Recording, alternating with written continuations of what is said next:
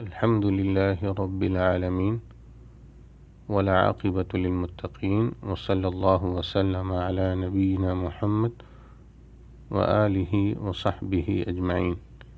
شیطان کے شر سے بچنے کی ایک تدبیر یہ ہے کہ شیطان کے شر سے اللہ تعالیٰ کی پناہ طلب کی جائے، کیونکہ شیطان کے وسوسوں سے اللہ تعالیٰ ہی بچا سکتا ہے۔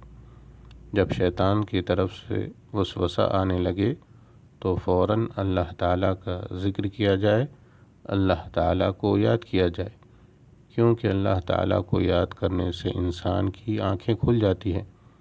بندہ اللہ کے ذکر کے ساتھ اپنے آپ کو شیطان سے بچا لیتا ہے۔ اللہ تعالیٰ کو یاد کرنے سے بندہ صاحب بصیرت ہو جاتا ہے اور شیطان کے فتنوں سے بچ جاتا ہے۔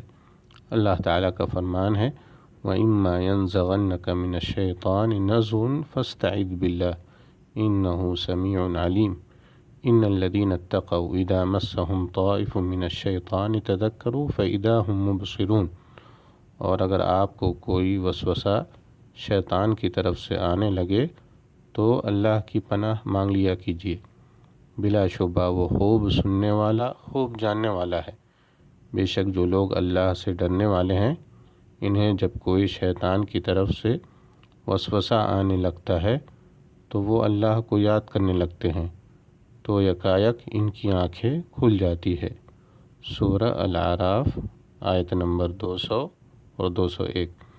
رسول اللہ صلی اللہ علیہ وسلم کا فرمان ہے اذا دخل الرجل بیتہ فذکر اللہ عند دخولہ وعند طعامہ قال الشیطان لا مبیت لکم ولا عشاء وَإِذَا دَخَلَ فَلَمْ يَذْكُرِ اللَّهَ عِنْدَ دُخُولِهِ قَالَ الشَّيْطَانُ أَدْرَكْتُمُ الْمَبِيتَ وَإِذَا لَمْ يَذْكُرِ اللَّهَ عِنْدَ طَعَامِهِ قَالَ أَدْرَكْتُمُ الْمَبِيتَ وَالْعَشَاءَ۔ جب آدمی اپنے گھر میں داخل ہو اور داخل ہوتے وقت اللہ کا ذکر کرے تو شیطان اپنے ساتھی شیطان کو کہتا ہے کہ تمہارے لیے رات گزارنے کی کوئی جگہ نہیں اور نہ ہی کھانا ہے، اور جب وہ داخل ہوتے وقت اللہ کا ذکر نہ کرے تو شیطان کہتا ہے تمہیں رات گزارنے کی جگہ مل گئی، اور جب وہ کھانا کھاتے وقت اللہ کا ذکر نہ کرے تو وہ کہتا ہے